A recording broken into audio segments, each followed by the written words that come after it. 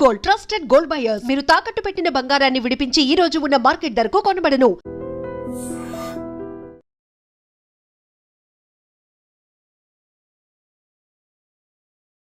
దేశం దశ దిశ మార్చాలి అనే ఆలోచన రాహుల్ గాంధీకి ఉంది. బట్ రేవంత్ రెడ్డికి రాష్ట్రం దశ దిశ మార్చాలనే ఆలోచన లేదా?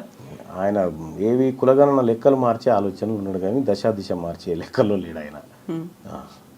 ఒకవేళ దేశవ్యాప్తంగా కాంగ్రెస్ పార్టీ వస్తే లాభమే కదా వీళ్ళకి కూడా. కాంగ్రెస్ పార్టీకి, రాష్ట్ర కాంగ్రెస్కి, రేవంత్ రెడ్డికి, ప్రభుత్వానికి. నేను ఒకటి చెప్తాను మేడం, నరేంద్ర మోడీ ప్రభుత్వం బోటాబోటి మెజార్టీతో మనకు గెలవడం జరిగింది. తెలుగుదేశం పార్టీ ఆ తర్వాత అటు ఏది ఈయన ఉన్నాడు కదా బీహార్ ముఖ్యమంత్రి నితీష్ కుమార్, ఈ రెండు పార్టీలు లేకపోతే ప్రభుత్వం లేదు. తెలంగాణ రాష్ట్రంలో ఊహించని విధంగా 8 ఎంపీ సీట్లను బీజేపీ గెలుచుకోగలిగింది. అందులో ఈ 8 అప్పటికే కాంగ్రెస్ పార్టీ ప్రభుత్వం ఇక్కడ ఎస్టాబ్లిష్ అయింది. ఆ తర్వాత ఎంపీ ఎలక్షన్స్ వచ్చినాయి.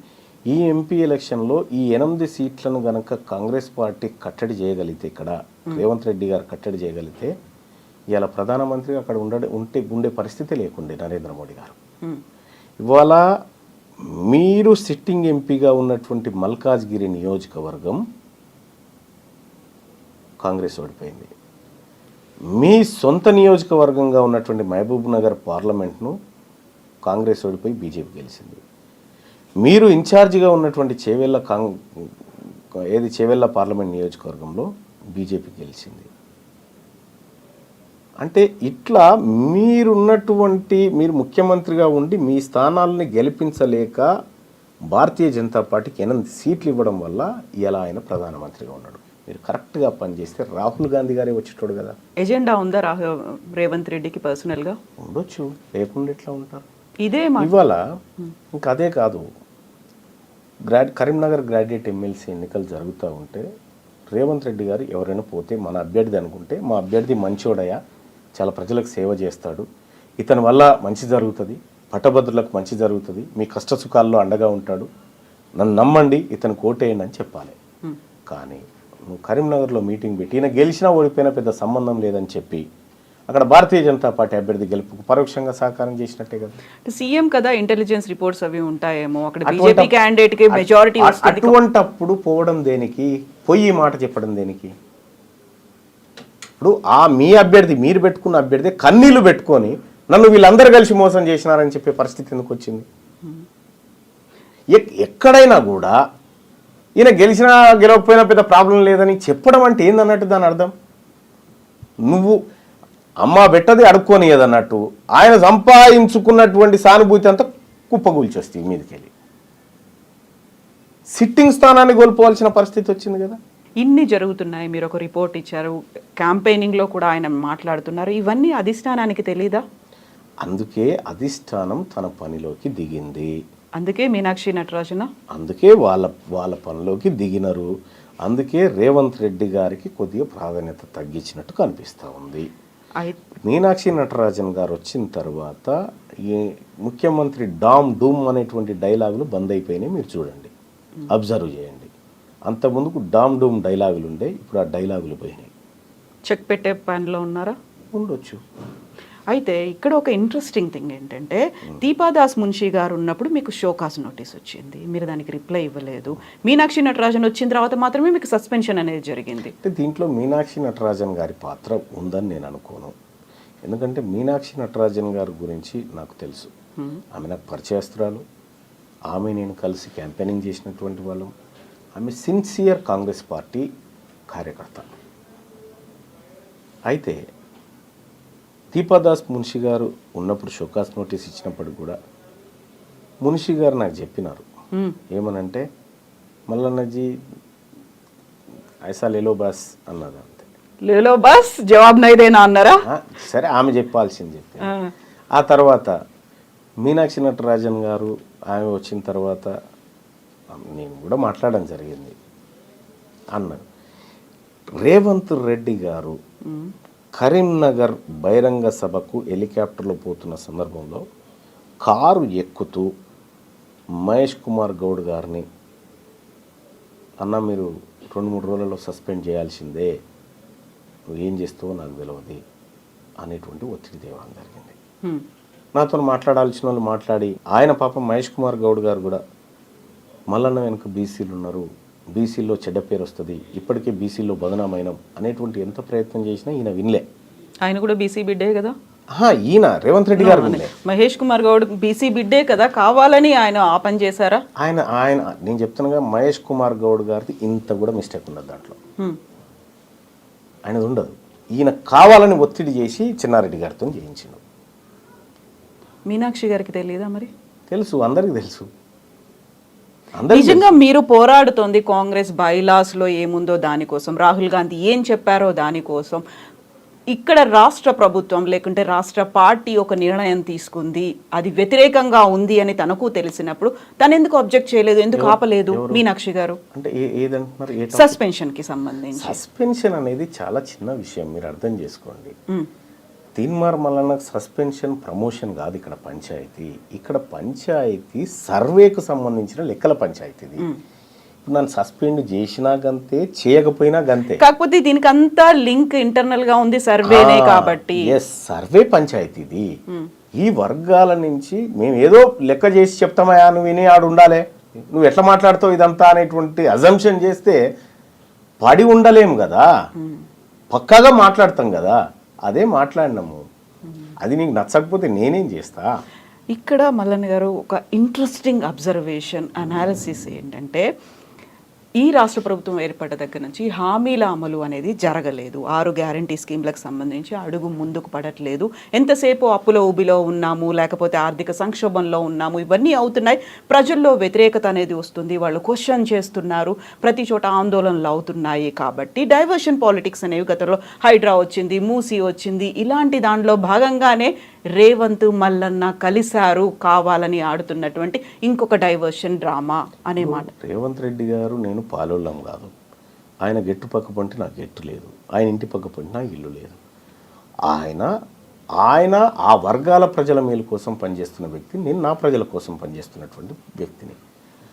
రేవంత్ రెడ్డి గారు ఆడమంటే ఆడడానికి, దుంకుమంటే దుంకడానికి సర్కస్లో కోతులం కాదు. మేము పక్కాగా మాకేది కావాలో దానికోసమే పోరాడుతున్నాం. సో రాష్ట్ర ప్రభుత్వానికి వచ్చిన వ్యతిరేకతను డైవర్ట్ చేయడం కోసం ముఖ్యమంత్రి గారు ఏమైనా చేస్తే చేసుకుంటుండొచ్చు, కానీ మేము పక్కా మా లైన్లోనే ఉన్నాము. మమ్మల్ని ఎవరో ఆడించాల్సిన అవసరం లేదు, ఆడిస్తే ఆడడానికి మేము సిద్ధంగా లేము. అయితే ఇప్పుడు మీరు ఏకైక ఎజెండా బీసీలకి సంబంధించి ముందుకు వెళ్ళాలి అనుకుంటున్నారు. దెన్ వాట్ అబౌట్ కాంగ్రెస్ ప్రభుత్వం ఇచ్చినటువంటి హామీలు అమలు? ప్రజలు ఎదురు చూస్తున్నారు, ఇంకా 4 ఏళ్ల పాటు పాలన కొనసాగాలి, దాని మీద పోరాటం మల్లన్న చేస్తాడా చేయరా? కరెక్ట్. ఇప్పుడు కేసీఆర్ గారి ప్రభుత్వం పైన 10 ఏళ్ల పాటు ఒక సుదీర్ఘ పోరాటం చేసి అనేక కేసులు, జైలు జీవితాలు, ఎన్నో ధ్వంసాలు విధ్వంసాలు ఎన్నో జరిగాయి. ఆ రోజు ఉన్నటువంటి ప్రతిపక్షము తన పాత్రను పక్కడ్బందీగా నిర్వహించి ఉంటే ఆ పని నేను చేయాల్సింది కాదు, ఆ పోరాటం అనేది నేను చేయాల్సింది కాదు. ఆ రోజు ప్రతిపక్షంలో ఉన్న రేవంత్ రెడ్డి గారు చేయాల్సిన పనిని ఆయన చెద్దరు కప్పుకొని పడుకుండాల. మేము జైళ్ళు, కొట్లాటలు, దాడులు ఇవన్నీ మేము ఎదుర్కొన్నాం. మీరు చేయాల్సిన బాధ్యత, మీరు బాధ్యత నుంచి తప్పుకున్నప్పుడు ఆ పాత్రలో ఉన్నా నేను. ఇవాళ మీరు అమలు చేస్తానన్నటువంటి 6 గ్యారంటీలు ఏవైతే ఉన్నాయో దాని మీద ఏమైనా జరిగిందంటే ఆ ప్రతిపక్షం ఫెయిల్ అయినప్పుడు నేను అడ్డుదిగుతా. ప్రతిపక్షం బీఆర్ఎస్ పార్టీ ఏదైతే ఉందో వాళ్ళు అడగడంలో ఫెయిల్ అయిపోతే, వాళ్ళు నిలదీయడంలో ఫెయిల్ అయిపోతే నేను ఆ పాత్రలోకి వస్తా. ఎంత టైం పడుతుంది? ఇప్పటికి ఆల్రెడీ 1.5 year అయ్యింది.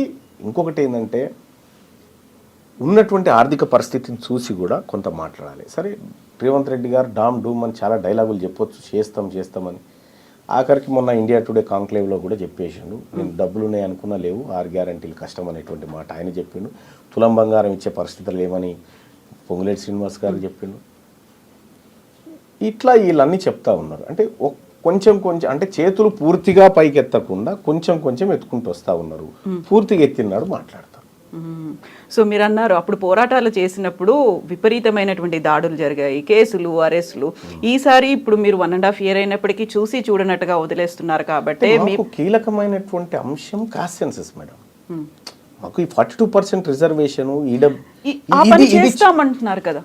మేము దానికోసమే వర్క్ చేస్తాం. ఇప్పుడు మేము ఈ స్థాయిలో పోరాటం చేస్తున్నాం కాబట్టి ఈ కదలిక ఉంది. ఈ అంశాన్ని వదిలిపెట్టి, కీలకమైన అంశాన్ని వదిలిపెట్టి ఇప్పుడు వీటి గురించి పడ్డామనుకోండి, అసలైన అంశం మరుగున పడుతుంది. బట్ రెండింటిని బ్యాలెన్స్ చేయాల్సినటువంటి అవసరం ఉంది. ఇప్పుడు 42% అంటున్నారు, ఇక్కడ 100% ప్రజల కోసం కూడా పోరాడాలి కదా మీరు. అది దానికి ఒక పక్షం ఉంది. ఇప్పుడు అంటే ప్రతిపక్షం అనేది ప్రజాస్వామ్య దేశంలో ప్రతిపక్షం అనేది చాలా ఇంపార్టెంట్.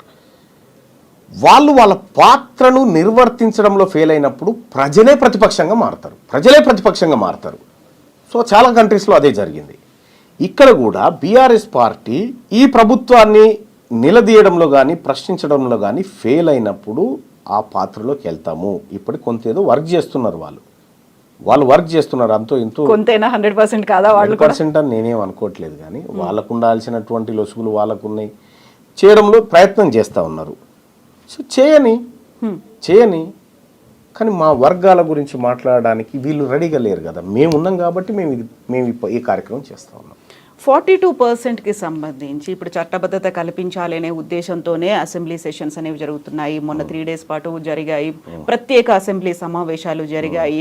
దీంతో పాటుగా ఖచ్చితంగా స్థానిక సంస్థల్లో మేము రిజర్వేషన్ కల్పిస్తాము అనే మాట చెప్తున్నారు. సో అది కాదని మీరు అనుకుంటున్నారా? అంటే ఒకటి, మనము చదువుకున్నటువంటి వ్యక్తులుగా ఎంతవరకు ఏది పోగలుగుతుంది అనేది చూడాలి. ఇప్పుడు ఈడబ్ల్యూఎస్ రిజర్వేషన్ అక్రమంగా తీసుకుంటున్నారనేటువంటిది ప్రపంచం అంతా తెలుసు. కోర్టులో కేసు కూడా ఉంది, కానీ ఆ కేసు విచారణకు రాదు. తమిళనాడులో 69% రిజర్వేషన్ బీసీలు పొందుతూ ఉన్నారు అని చెప్పి అక్కడో కేసు వేసినారు, కానీ ఆ కేసు ఎప్పుడు బెంచ్ మీదకి రాదు.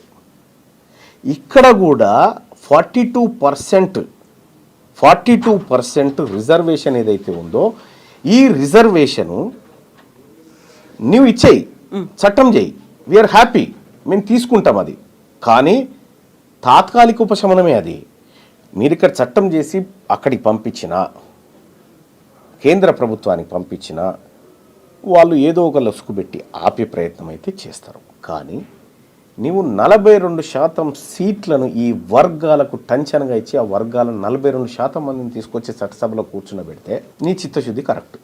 మీకు రిజర్వేషన్ లేదు కాబట్టి మేము సీట్లు ఇవ్వమని చెప్పారనుకో, మీకు చిత్తశుద్ధి లేనట్టు. సో ఆ తర్వాత భారతీయ జనతా పార్టీ బీసీల ముంగట దోషిగా నిలబడుతుందా, ఎవరు నిలబడతారనేది సెకండరీ. కానీ నీ నుంచి జరగాల్సిన ప్రయత్నం అంతా జరగాల. ఈ ప్రజలకు కామారెడ్డిలో రాహుల్ గాంధీ గారు, రేవంత్ రెడ్డి గారు 42% రిజర్వేషన్ అమలు చేసి చూపిస్తాం. ఇది కాంగ్రెస్ పార్టీ నిబద్ధ. ఈ రేవంత్ రెడ్డి గారు ఈ మధ్యకాలంలో మోడీ గారి గురించి పాజిటివ్గా మాట్లాడుతున్నారు. మోడీ గారికి తెలంగాణ పట్ల ప్రేమ ఉంది, సాయం చేయాలనుకుంటున్నాడు ఆయన, నాకు ఆయన మనసులో మాట అర్థమైందని చెప్తా ఉన్నారు. సేమ్ ఈ 42% రిజర్వేషన్ బిల్ కూడా తీసుకుపోయి ఆయనకిచ్చి ఆయన మనసు చూరగొని అది 42% రిజర్వేషన్ బిల్లు ఆడ ఆమోదించి 9th షెడ్యూల్లో పెట్టించి రా. లేకపోతే ఈ బీసీల పక్షాన నువ్వు నిరాహార దీక్ష చేయి జంతర్ మంతర్ కాడ. More videos. Please subscribe to iDream. Please subscribe to iDream. Please subscribe iDream. And please subscribe to iDream. For more videos, subscribe to iDream. Please like, share, and subscribe to the channel. Congratulations, iDream. Subscribe to iDream. Subscribe to iDream. So subscribe to iDream Media. iDream ki iDream team andarki huge congratulations. Please subscribe iDream Media. Please subscribe to iDream. Subscribe iDream. Please subscribe to iDream. iDream అంటే నా కళల channel subscribe చేసుకున్న నోరు తిరుగుతలేదు, మీరైతే గంట గుర్తు కొట్టండి. For more such videos, please subscribe to iDream.